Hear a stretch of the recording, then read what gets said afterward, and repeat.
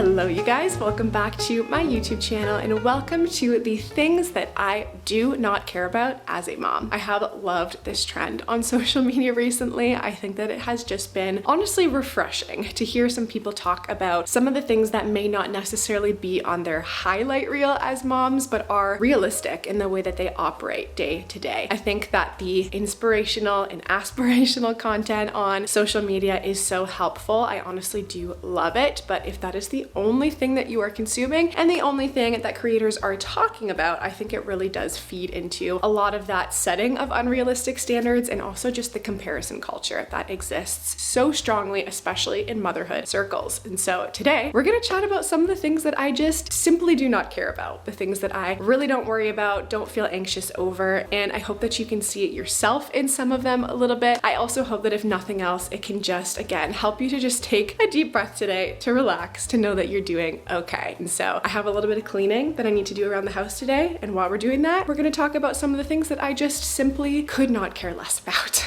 Okay, the first thing that I do not care about as a mom is my kids having late bedtimes. Honestly, I could probably even just simplify this down to like following any really strict sleep schedule at all. This is definitely something that has shifted since I have had more kids, and because I'm now a mom of 3, I just don't have the capacity anymore to be all wound up about my kids sleeping at the same time every day, making sure that I'm home at a certain time for them to get good naps, and especially late bedtimes. Because our family is in ministry, we have a number of nights per week that we are out of the house often, either for meetings that we're going to for the church, or just because we are at people's houses, or we have people over to our house as well. And so on those nights, my kids are often not going to bed until sometime after 8 p.m., sometimes 9 p.m. And to kind of compensate for that, I just adjust our day. I have slower days with them at home, or I'll have my younger kids nap a little bit later in the afternoon so that they have a little bit more energy before we go out. But it has meant that our schedule looks different a lot of the time, and that's fine. I've learned that my kids will compensate for that sleep and that rest the next day or during the day, or that they'll just sleep in the next morning. And my kids have just been so good to just be flexible with that, and they're still getting all of the rest that they need. It just looks a little bit different.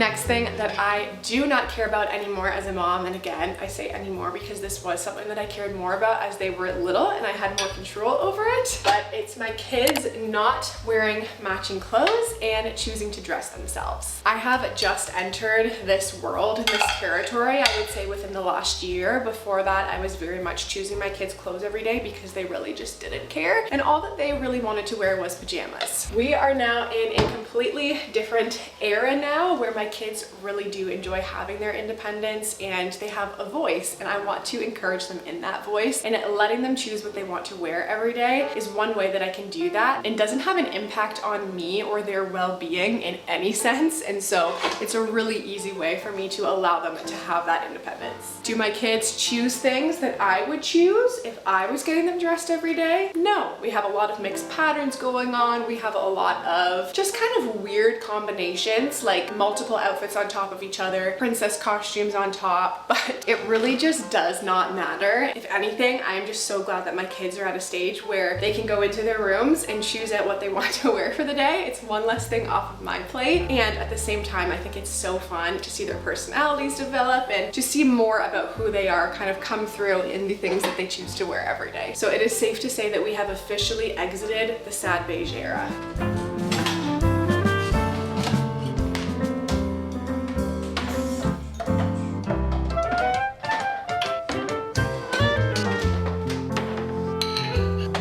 The next thing that I do not care about as a mom is telling my kids that they have done a good job. You know what? I feel like I could even just simplify this to saying following parenting scripts in general. Don't get me wrong. I think that parenting scripts come from a good place. Like, honestly, I think that they exist and they're so popular right now for parents of this generation because millennials and Gen Z grew up with, maybe this is a blanket statement because everyone's parenting situation was different growing up, but I think a lot of people grew up with parents that were maybe very dismissive or didn't really look for opportunities to connect, or it was just very black and white in the way that they communicated. And I think with this rise of gentle parenting and just a lot more of that like relaxed conversational approach, that we have seen this rise of like, here is exactly what to say in this scenario, in this scenario, in this scenario. And I think that what has originally started with parents just wanting to do better for their kids has turned into this like crazy pressure of like, I cannot deviate from the script. And if I tell my kids that they did a good job, they're gonna need therapy someday. I am like a firm believer that the kids of this generation are gonna need therapy for way worse things than hearing that they did a good job. Like, we have bigger fish to fry here. And if what we are concerned about is like accidentally deviating from some parenting script that we saw from some parenting influencer or from a book that is really trending right now in the parenting space, that we are doing our kids a disservice and not just like looking at them and who they are individually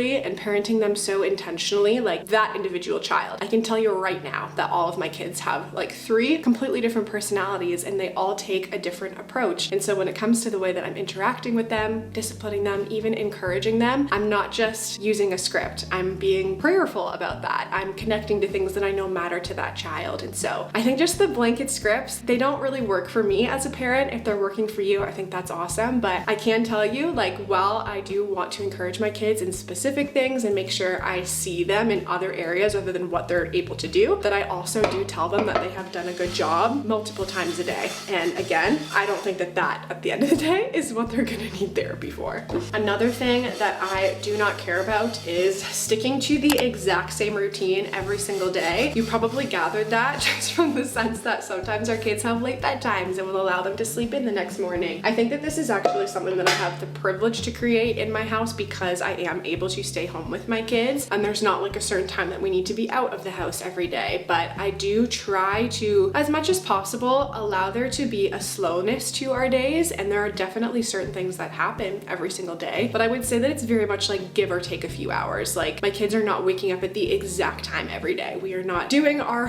preschool stuff at the exact same time every day. There's a lot of variability in the way that our days roll, and I just kind of feel it out. I allow there to be a lot of just variability in our day depending on how everyone feels and what is on the calendar. In a similar vein to that, another thing that I don't care about is my kids being bored. And I feel like they're not really even at an age yet where they're able to vocalize when they are not really knowing what to do with themselves or their time as boredom. That might come a little bit later, but I really honestly want them to be bored. I want them to have time and space in their day where they're not having some sort of expectation of me entertaining them or me having something on the agenda all the time for them to do or look forward to. I think that there is a lot of magic in childhood in just having the time and the space to create, to imagine, to need to figure out how to spend your time. Some of my best memories from childhood are the times where I was playing by myself as a kid or with my sister and we just decided to do something random because there was nothing else going on. I think when you're constantly buzzing from one thing to the next, even if you're not leaving your house, but if you have a very rigid schedule of like, okay, now we're doing this and at this time we're always doing this, it can kind of remove that space for your kids to get lost in play, which is so healthy for them and their development. And so I don't care if my kids are bored. I don't care if they have nothing to do. If they come to me and they're looking for something to do, oftentimes I will encourage them to go and to create something or to imagine something. And as of this point, they've done pretty well in actually making that happen and playing independently. So I'll have to report back on how that goes as they get a little bit older. But for now, we do not care about boredom and we actually welcome it in our house.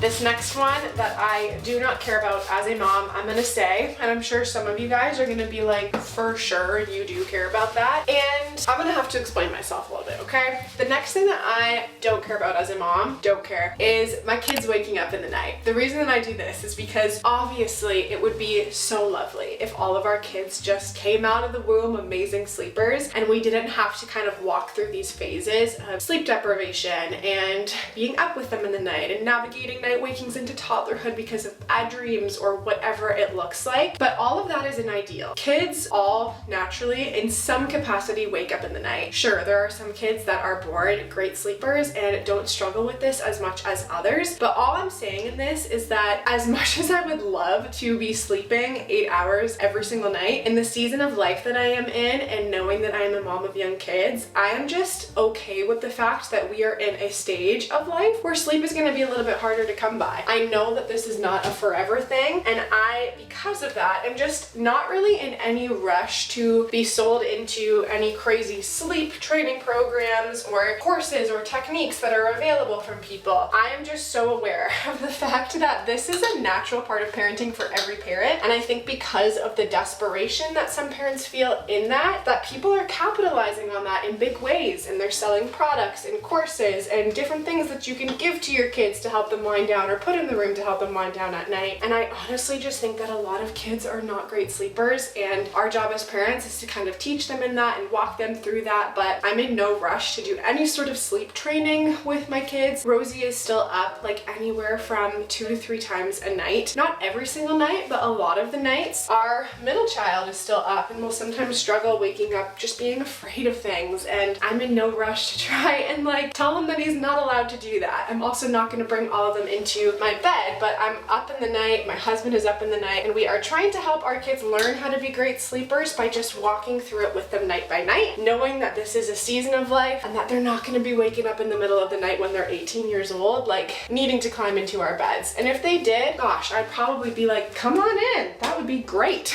Okay, I know that we are talking about things that I do not care about as a mom today, but there is something that I do care about a lot, and that is using natural, non-toxic products, not only for my children, but also for myself. I am super excited to be partnering with one of my absolute favorite and dream brands today, Primally Pure. And if you have never heard of Primally Pure before, they make skincare products that are natural, non-toxic, and ethically sourced. I was actually first introduced to Primally Pure after I was gifted from someone one of their baby balms before Rosie was born. This is a grass-fed like beef tallow diaper balm, and it works so well. It has been one of my all-time favorite diaper creams that I have ever used. And what I love about all of Primally Pure's products, not just for kids but also for men, for women, is that all of them are made of down-to-earth ingredients. So all of their ingredients are regeneratively grown and are taken from farms, from forests, from fields. They really do believe in using natural and organic ingredients that already exist in nature. So the products that you're using are not going to be full of chemicals or fillers or fragrances. They really do care about what you put on your skin, and so they're using ingredients that people have been using for hundreds of years, but people just honestly don't want you to know about, and tallow is one of those. So after I discovered the baby balm, I'm gonna be so for real and tell you something that's like slightly embarrassing. You guys know I've talked about it before. I struggle with a very bad eczema, and I've had it on my hands. This winter it actually started to spread up to my face, and one time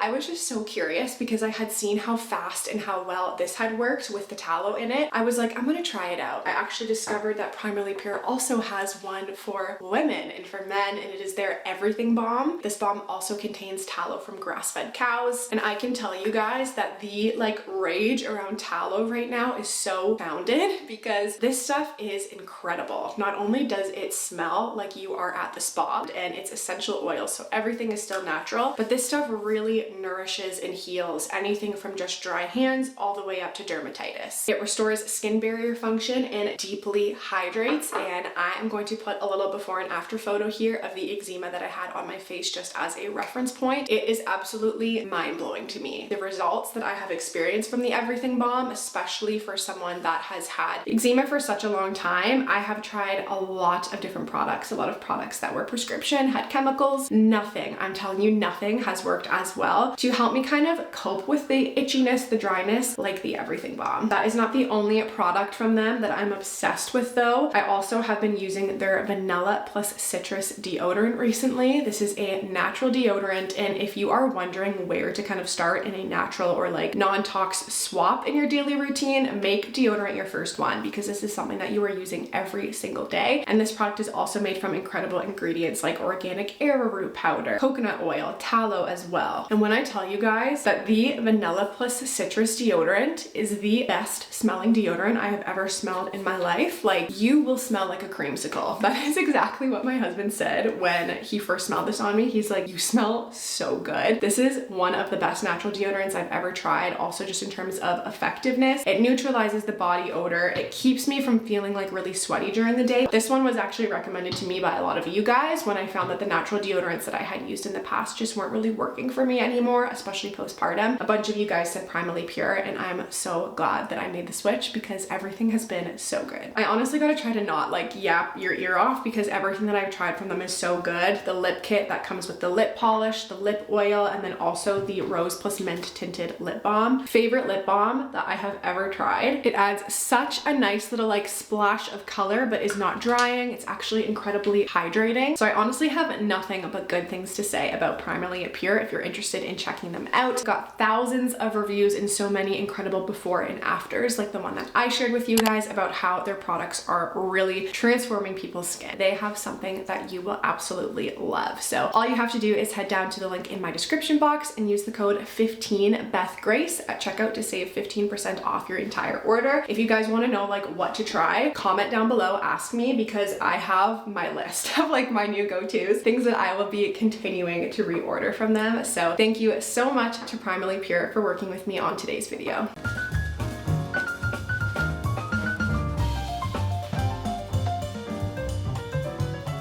The next thing that I do not care about as a mom is having my kids understand how to use certain technologies as kids. That probably sounds as weird to you as it did to me the first time that I heard it, but basically I've been hearing this more recently as an argument as to why kids should have access to certain technology as kids. And it's basically just the argument that things like iPhones, tablets, computers are all part of our world now, and we're not going back. And so the more that your kids can just be versed in that, know how to use it, know how to do it in moderation and safely, is like best case scenario. And sure, I understand the sentiment, but like, not my kids. I could care less if my 2 and 3-year-old know how to use a tablet. If anything, I actually want them at this stage of their childhood to have no clue how to use that kind of thing, because I don't think that that type of technology is necessary for their developing minds at this stage of their life. For our family though, although we know that technology is going to exist in our world and our kids' worlds forever, we are doing our best to try to keep them from that for as long as possible. That being said, I am not anti-screen time, and that is also something that I do not care about as a mom. Do I care about them having healthy limits and moderation around that screen time? For sure. I care about that moderation just like I care about moderation for myself and for them in every other area of life. Too much of anything is not a good thing, and I do try and keep their screen time at a maximum of 1 hour per day. Most of the time it's less than that, but I'm not going to be like stressing out constantly about my kids seeing a little bit of Little Bear during the day and like how that is negatively impacting them. And so while I'm not allowing our TV to be running all day long, and I'm not even running it for like a few hours per day, the fact that my kids have it like 1 hour a day or less is really not the end of the world. They've actually learned a lot from some of those lower stimulating shows that we've shown them. They've learned a lot about the Bible from some shows that we've shown them in that capacity as well. So I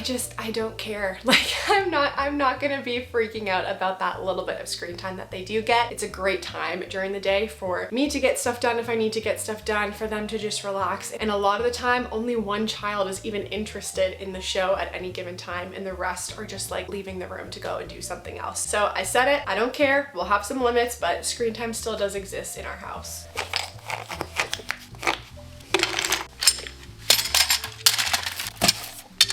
So the next thing that I do not care about as a mom is something that I did really care about for a while and have to just like get over myself in. And it's the fact that for 2 hours every single month, once a month, I have someone come in and help with cleaning our house. And I originally started that because I had so many people recommend to me that when I was very pregnant with our 3rd baby and taking care of 2 young toddlers, that I should have someone come in and just do a clean before the baby came, especially because we were doing a home birth and we just wanted the space space to be like clean. And then after that, I was just like, that was so nice. Like, I am cleaning my house multiple times a day, every single day, all year long. And for someone to come in and just lighten that load a little bit for me, even though it gets dirty, yes, like right after again, just having everything be clean at once for some reason, it's just like, it feels like your brain is being cleaned. It's like just the biggest mental load release as a mom. And so I just did not want to let that go in our monthly rotation. And I talked to my husband about it. I was like, I feel like I should be at a point now where I don't feel like I need this anymore. Like, our kids are getting a little bit older. We're not postpartum anymore. But he was just like, you know what? Like, if this is giving you 2 hours a month where you can just get space and breathe and like be intentional with our kids during that time, go for it. Like, we're able to do that in this season. And so I'm so grateful for that. I know that not everyone is able to make that a reality. And I'm able to just be fully intentional and present with them, knowing that we're gonna come home to a clean space. Will the once a month clean be something that I keep up forever? Probably not. It's definitely like a season of life thing with our kids being as young as they are. But again, in this season, I've just had to like swallow my pride on it and be like, it's okay to ask for help and for someone to come in and support in this area. And the breathing room that it gives me as a mom is just such a gift. All the cleaning that I'm trying to do in here right now is currently being reversed. Look at this cutest baby in the world in bell bottoms. Next thing that I don't care about is giving our kids a bath every single day. This is something that I realized was unnecessary once we had our second baby, as most second-time parents do. I think when you have one baby, it's literally like, what else are we gonna do? Let's give the baby a bath, because like you're just trying to figure out how to fill the time and what to do with your baby. And so I definitely did give a lot more baths the first time around, but second time around, I was just like, your skin doesn't need this. If anything, it's drying it out to be giving a bath every single night. And by the time we had baby number 3, it was like, I was giving her a bath, especially in the newborn stage, like once a week.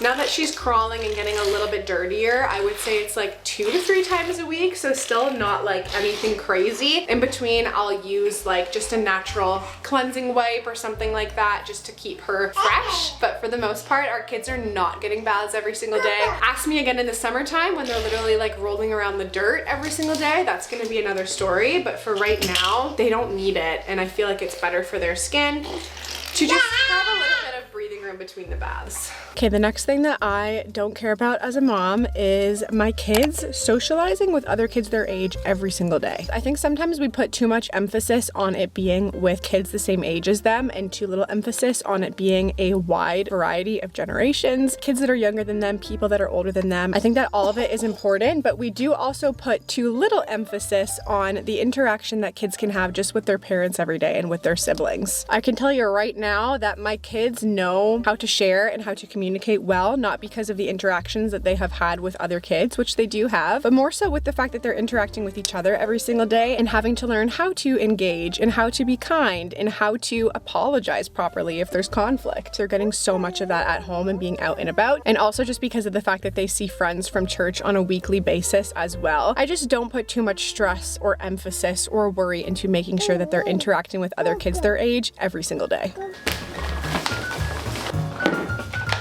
Another thing that I just cannot be bothered to do as a mom and have never like personally felt a lot of like value in is creating sensory bins for my kids, these really elaborate and like pre-set up activities for them. Maybe it's honestly just because I don't have the time or like make the time for that specifically. I remember with my first baby, when it was just me and her home for the day and I was on mat leave, I would set up like these little water table type things for her to stand at. But really since then, I have not really done a whole lot in terms of the whole sensory bin thing. Like I see these incredible sensory bins that people are posting and I think they're amazing. And like if you have fun and enjoy setting those up, kudos to you, because I think that they're so cute, but I really just don't have the time or the energy for that, or even just for the mess that they make. Like I would just so much rather and be more apt to like send my kids out to play and have sensory experiences outside, playing with dirt and plants and just being out in nature, as opposed to trying to bring a lot of that into my house. I do like things like kinetic sand and that, but other than that, I've really never been like a huge sensory experience type mom, and that is just what has worked for our family.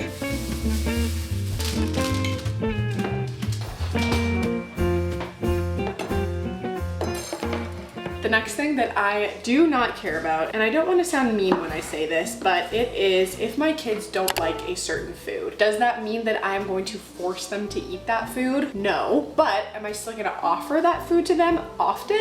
Yes. For example, there was a season where one of my kids really disliked peppers and they wouldn't eat peppers in anything. If they could see peppers in a meal that I had made, they would request that it be taken out, all of these different things. But while this was happening, I continued to offer peppers in different ways. So we would have cooked peppers in some meals, and if they didn't want to eat them, that was okay, but it was still going to be a part of the food that we were all eating. But at the same time, while I was meal prepping, I would offer raw peppers, I would offer diced peppers, I would offer peppers in a different food versus another. And eventually, after having exposure to pepper in a number of different ways over time, that child decided that all of a sudden they liked peppers, and now I can actually give them a plate with like raw peppers, some hummus, and they'll dip them and eat them. And it would have been so easy for me to be like, oh, they don't like peppers, like don't worry about it, or telling them like, well, don't pick this one because it has peppers. I don't want to say my kids no for them forever. I actually want to keep exposing them to certain foods. And so if my kids don't like a food, I'm not going to make them like sit at the table and eat all of it before they leave. I'll still serve them a plate that has that food and some other safer foods that I know that they do enjoy. But over time, my hope is that exposure to it will encourage them to continue to eat it.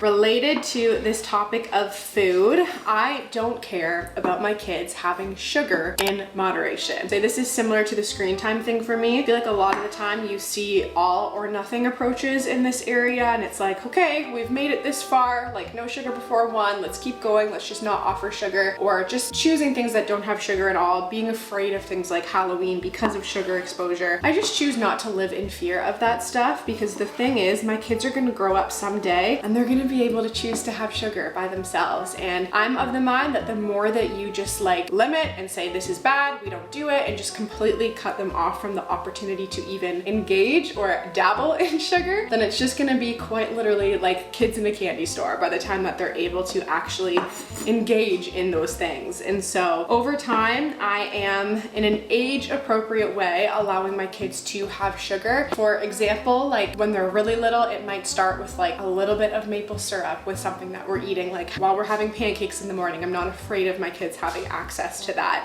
But over time, I've also allowed my kids to have certain things like candy at certain times of the year. Do I let them go overboard? No, I'm not the mom that is like, just eat until you're full and you'll learn your own limits. My kids don't really know what their own personal limits are, and so I don't limit them from it completely, but I will kind of step in and be like, this is what we're allowed to do for tonight, then maybe we're able to do a little bit more tomorrow. I find that this has just been, at least for me personally, the healthiest way to engage in certain foods. I think if you completely cut something off again, that it kind of can create this unhealthy relationship with it over time. So my kids are not going crazy on sugar, but I do offer it to them occasionally, and I see no problem with that. The last thing that I do not care about as a mom is the need to make every single thing that my family is eating from scratch. I love to cook, and I prioritize cooking with whole foods every single time, almost every single time. That being said, I am not concerned if every single meal that I make is not 100% from scratch every time. For example, there are a lot of meals that I will make where I'm giving my family things like chicken, potatoes, vegetables, where it's like, yeah, all of this is just raw ingredients that you are making and serving to your family. Is that from scratch? I guess so. But when I'm making like pasta for my kids, I'm not gonna be concerned if I am making a pasta sauce and then going into my cupboard and taking out pasta that has been packaged and created by someone for me to go then and use for my family. I'm just not concerned with every single thing being made from scratch. And maybe that is like, yeah, duh, you've got 3 young kids at home, but I just see so much of that recently. And I think it's because of the whole, like, we're going back to the way we used to do things and like as much from scratch as possible, like limiting all the outside ingredients. And I actually do think that that's awesome. However, I don't think it's very realistic. And so I don't actually feel any stress or worry or anxiety about using something like a boxed pasta to finish off the pasta dinner that I make for my family. And I think it's okay to kind of maintain that perspective while also caring about the ingredients that you're serving to your family. There are a lot of things that we don't give our kids, like